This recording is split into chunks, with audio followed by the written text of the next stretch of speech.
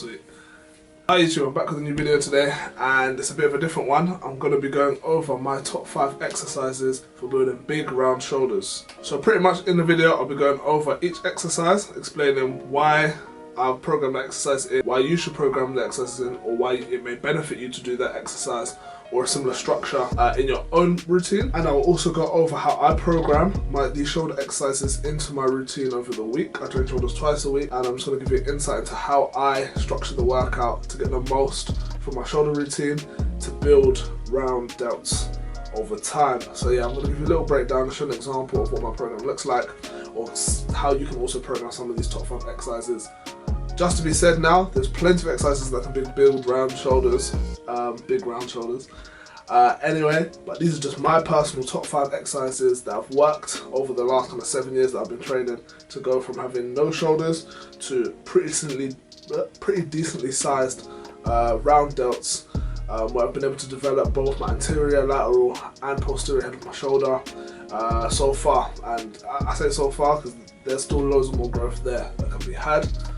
And that's pretty much it. I'm going to roll on the first exercise and I'll see you there. Exercise number 1 is my seated shoulder press variation. I like to do 2 variations. I like to do a dumbbell and a barbell seated shoulder press. The reason I like doing this is because there's a compound exercise that's going to work all 3 heads of our shoulders. So that's going to be our anterior head, lateral head and posterior head of the shoulders. It's a big exercise, works all 3 heads and allows us to build the most amount of mass in our shoulders. The reason I like the seated variation over, let's say, a military press or standing overhead press shoulder press is because this allows us to focus solely on our shoulders. The aim is obviously to put the most amount of strength on, but actually push hypertrophy and progressive overload in the best way. With the standing variations, we're almost hindered or limited by how strong our lower back and our abs are and how best we can brace them during the lift, and there's quite a bigger element of technical skill needed to master exercise and execute in the best way. So you may not be progressive overloading your shoulders to the best of your ability, as opposed to the seated shoulder variation. The only thing I'm limited by is how strong my shoulders are and in my triceps. So that reason being, I like to focus solely on that when looking at it from a purely bodybuilding perspective. The overhead press is still going to really build up your shoulders. I used to do that back in the day. However, I found seated variations much more beneficial for solely bringing up my delts and less likely to cause injuries when compared to military press variation. So that's something to consider, especially if you're a newbie and you want to build size. I would recommend a seated variation generally. If your sole goal is building muscle and you're not too worried about powerlifting or anything like that, the seated shoulder press is a great exercise in my opinion. I'm going to jump into exercise number 2. This is the isolation exercise, working the lateral head. So this is the side of our shoulders. This is what's going to build the broad and the width in our delts. When people say broad shoulders, this is a great exercise that's going to develop that look. And again, it's going to help you build that round capture look in your shoulders from the side. This is the dumbbell side lateral raise. The reason I like the dumbbell variation is it allows me to use quite a heavier load. I can use more weight with this exercise and overload that side delt with more weight. However, there is an element of technical skill needed to master exercise, because a lot of people can do this wrong and it can hurt your shoulders and lead to injuries like impingements and such things like that, if not done correctly. So for a newbie, it could be, if you're new to the gym, you haven't been training very long, and you haven't mastered the art of doing a lateral raise correctly, elbows leading the lift and not lifting with your arms and doing it properly. I see so many people do this exercise incorrectly or wrong. There's plenty of ways to do it right.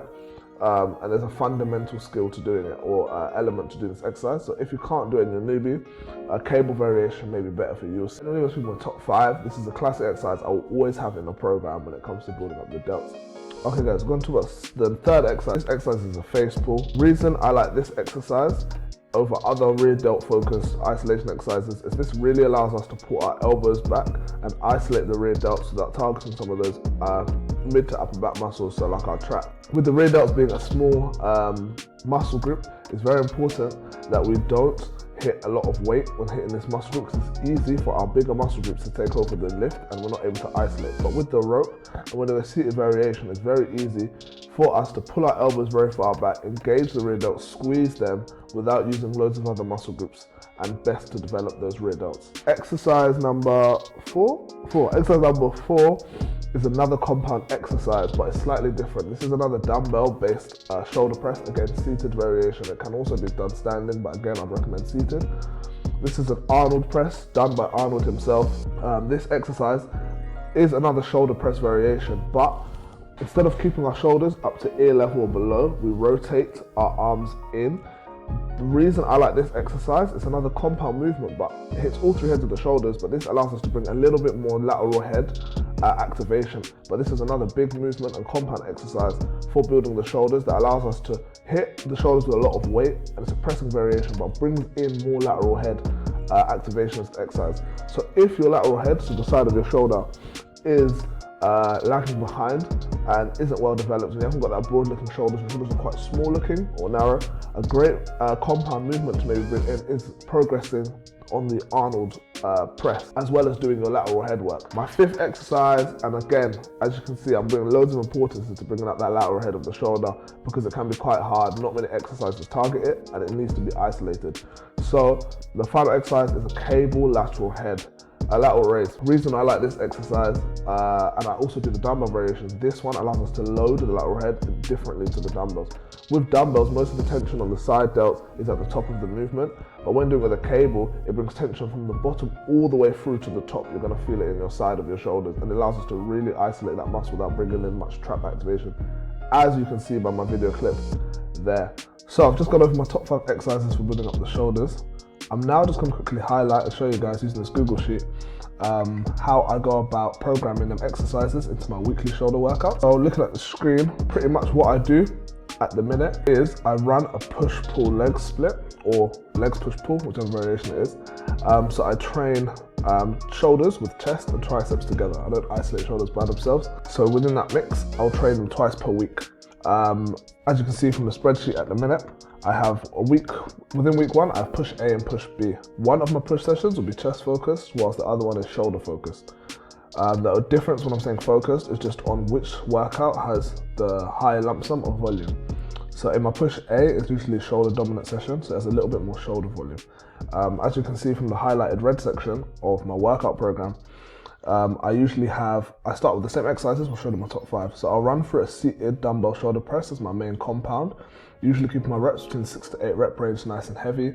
I'll then use some sort of isolator exercise for my lateral head, which is my dumbbell raises or either a cable. In this workout, it was a dumbbell lateral raise. Again, the volume's quite high. And then face pulls. With face pulls, my rear delt training, I actually train that 4 times per week. As you can see from there, it's only 2 sets, because I'll do 2 sets on both my push days, and then on my pull days, I tend to do 3 to 4 sets of rear delts. So rear delts I train 4 times per week. Again, it's usually a underdeveloped muscle group for most people, so I would suggest working out more frequently, because when training the rear delts, it's easy for us to incorporate some of our mid to upper back muscles when we're training it. So for me to cover myself, I usually do an extra amount of volume. Generally speaking, on this focus day, I aim to do per week a set number of, so yeah, if we look at week 1, that's pretty much the breakdown of what I do. And as you can see, for the rest of the training week, I tend to train chest, total weekly volume for that session, total volume for that session, 23 sets. So that is pretty much a breakdown of how I would do it.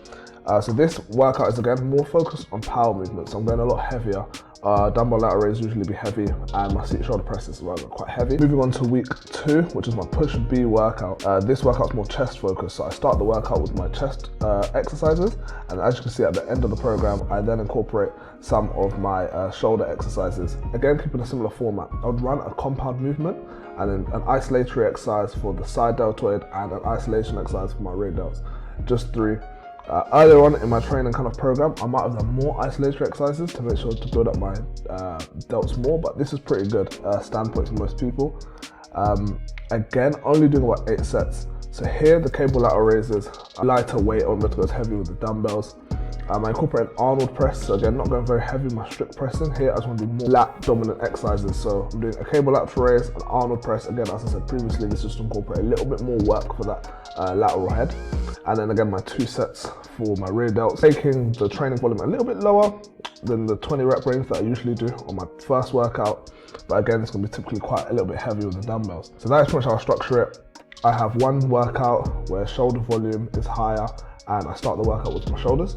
And then I have my second push workout where I start with my chest, and then follow on with my shoulders, mixing the volume up a little bit as I train. So one session will be more shoulder focused, the other session will be more chest focused, and I do that and I break it down to hit a particular weekly volume goal, which is what most of you want to do. You want a weekly total volume goal per session, per week, that you want to be hitting. For hypertrophy and muscle building, this generally, depending on your training age and how long you've been training for, most people want to be getting between 10 to 20 sets per week.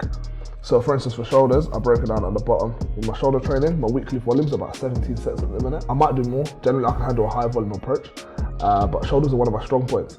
So I tend to do 17 sets, which is good enough for me to still grow, keep that level of intensity, lift heavy, and recover from session to session.